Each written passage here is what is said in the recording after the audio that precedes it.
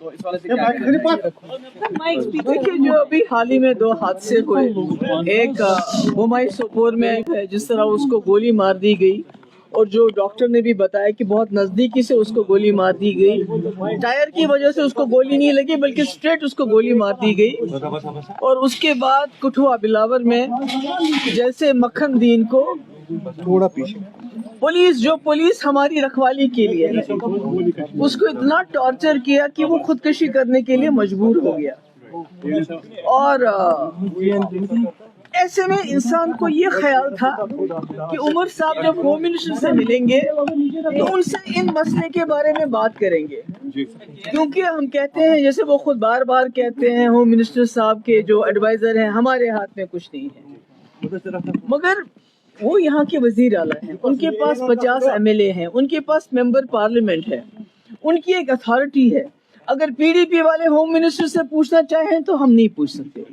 بلکہ عمر صاحب کچھ چیف منسٹر اگر وہ گئے تو ان کو وہاں ہوم منسٹر صاحب سے بات کرنی چاہیے تھی کہ اگر جموں کشمیر میں آپ کہتے ہیں حالات بالکل ٹھیک ٹھاک ہیں، ملیٹنسی کے ساتھ آپ مقابلہ کر لیجئے، مگر جو عام لوگ ہیں، جو بے گناہ لوگ ہیں، ان کے ساتھ آرمی کی طرف سے کسی آرمی کے، میں نہیں کہتی ساری آرمی خراب ہے، مگر اگر کوئی غلطی کرتا ہے اس کی نشاندہی ہونی چاہیے، اس کو سزا ملنی چاہیے۔ اسی طرح جو بلاور کا SHO ہے اس کے بارے میں عام طور سے یہ شکایت ہے کہ وہ وہاں لوگوں کو، نوجوانوں کو گرفتار کر کے ان سے پیسے وصول کرتا ہے، جو پیسہ نہیں دیتا ہے تو اس کو ملیٹنسی کے الزام میں بند کرتا ہے۔ آپ نے بھی وہ ویڈیو دیکھی ہوگی مکھن دین کی، وہ تو دل دہلانے والی چیز ہے۔ 25 سال کا جوان، چھوٹے چھوٹے 2 بچے، تو اس کو اتنا مجبور کیا گیا کہ قرآن پاک کو ہاتھ میں لے کے وہ خودکشی کرتا ہے۔ تو مجھے لگتا ہے کہ عمر صاحب کو یہ چیز دھیان میں رکھیے، اسٹیٹ ہوڈ تو ٹھیک ہے، آج نہیں کل نہیں پرسوں اسٹیٹ ہوڈ تو مل ہی جائے گا، مگر یہ جو جموں کشمیر کے لوگوں نے اتنی بڑی تعداد میں ووٹ دیا اس سرکار کو کہ سب سے پہلے تو جان ہے تو جہان ہے، اسٹیٹ ہوڈ تب ہے جب انسان زندہ رہیں گے۔ تو مجھے یہ افسوس ہے کہ انہوں نے یہ بات نہیں کی، کرنی چاہیے تھی۔ دوسری بات میں یہ کہنا چاہتی ہوں کہ ہم اپوزیشن ہے، PDP اپوزیشن ہے، ہم کوئی ملیٹنٹ جماعت نہیں ہے۔ ہمارا ایک ڈیوٹی ہے، ہمارا فرض ہے اور ہمارا حق ہے، جہاں زیادتی ہوگی وہاں جا کے لوگوں کے ساتھ کھڑا رہنا۔ تو جس دن یہ واقعہ ہوا اس دن میں سوپور جانا چاہتی تھی، بمائی، اور التجا جموں جانا چاہتی تھی، بنا کسی بات کے سیکورٹی لائن سے کوئی ہمیں بتایا نہیں گیا کہ آپ کیوں نہیں جا سکتے، تو ہمارے گیٹ کے اوپر کنڈے دار تار، بڑے بڑے پتھر، بڑے بڑے تالے لگائے گئے۔ مطلب یہ کیا ہے؟ میں ایک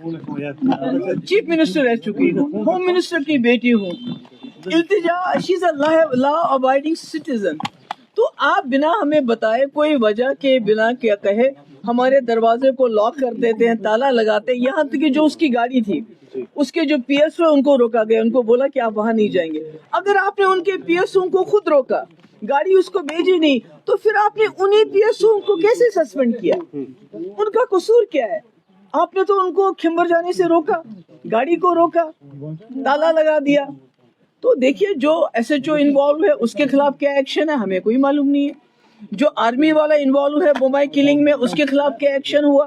ہمیں کوئی معلوم نہیں ہے، اس کے بارے میں کوئی انفارمیشن نہیں ہے، مگر التجا کے 2 PSO جن کا کوئی قصور نہیں ہے، حمید اور بشارت، جو اس لیے ساتھ ہے کہ ان کو التجا کی پروٹیکشن کرنی ہے بلکہ التجا کی جاسوسی نہیں کرنی ہے، تو ان کو اس لیے سزا دی گئی کہ آپ التجا کی جاسوسی کیوں نہیں کرتے۔ تو میں سمجھتی ہوں یہ بہت ہی افسوس کی بات ہے۔ میری گزارش ہے گورنمنٹ آف انڈیا سے